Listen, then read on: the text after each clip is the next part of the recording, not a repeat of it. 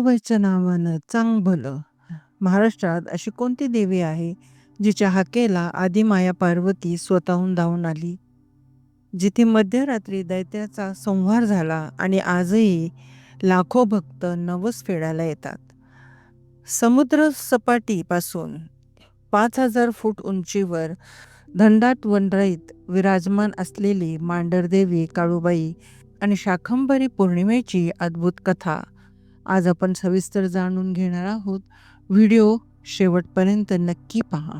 आमच्या piece within चॅनलमध्ये आपले खूप खूप स्वागत.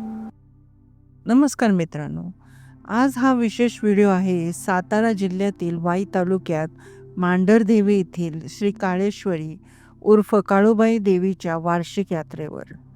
ही यात्रा पौष महिन्यातील पौर्णिमेला भरते, जिलाच शाकंभरी पौर्णिमा किंवा चुडी पौर्णिमा असेही म्हणतात. मांढरदेवीचे पवित्र स्थान शंभू महादेवाच्या डोंगर रांगेत पुणे व सातारा जिल्ह्याच्या सरहद्दीवर वाई, भोर, खंडाळा या 3 तालुक्यांच्या सीमारेषेवर एका उंच शिखरावर वसलेले आहे. वाई शहराच्या उत्तरेस असलेले मांढरगड घनदाट करवंदीच्या वनराईने नटलेला निसर्गरम्य आणि दिव्य ऊर्जा देणारा आहे. डोंगराच्या पायथ्याशी जगलवाडी येथे देवीचे छोटे मंदिर आहे. येथूनच भक्तांची चढाई सुरू होते. मधल्या टप्प्यावर जाळीतल्या म्हसोबाचं देवस्थान आहे. त्याच्या शेजारी थंड पाण्याचा झरा. पुढे मांडव्य ऋषींच्या पत्नी मंडाबाईचे दगडी मंदिर आहे, जिला स्थानिक लोक मंडाई म्हणतात. याच मंदिरासमोर गोमुख तीर्थ हे पवित्र जलकुंड आहे. लाखेसूर दैत्याच्या अमानुष त्रासाने मांडव्य ऋषी त्रस्त झाले होते, तेव्हा त्यांच्या पत्नी मंडाबाईंनी आदिमाया पार्वती देवीला हाक मारली. मंडाबाईच्या हाकेला देवी क्षणात धावून आल्या. या युद्धात काळभैरवनाथाने देवीला सहाय्य केले आणि पौष पौर्णिमेच्या मध्यरात्री दैत्याचा संहार झाला.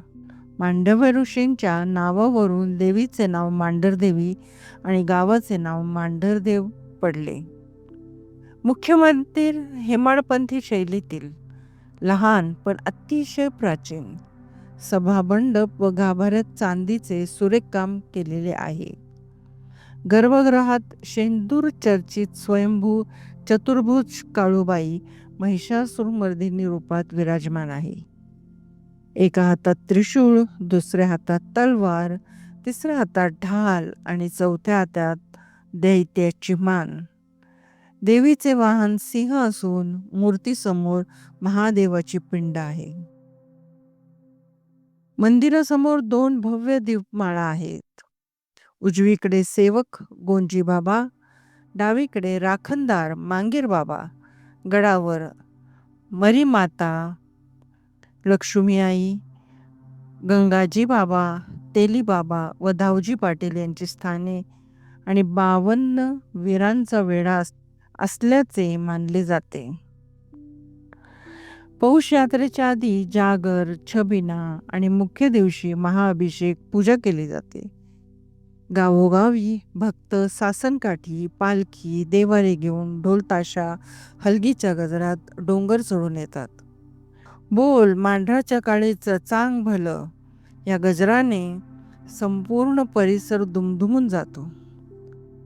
मित्रांनो, जर तुम्हाला काळूबाई मातेची ही दिव्य कथा आवडली असेल तर व्हिडिओला लाईक करा, शेअर करा आणि अशा औपचारिक, पौराणिक आणि आध्यात्मिक कथांसाठी चॅनलला सबस्क्राईब करा. मांढरदेवी काळूबाई आजही नवसाला पावणारी माता आहे. आईचा आशीर्वाद आपल्या सर्वांवर कायम राहो. काळूबाईच्या नावानं चांग भलं.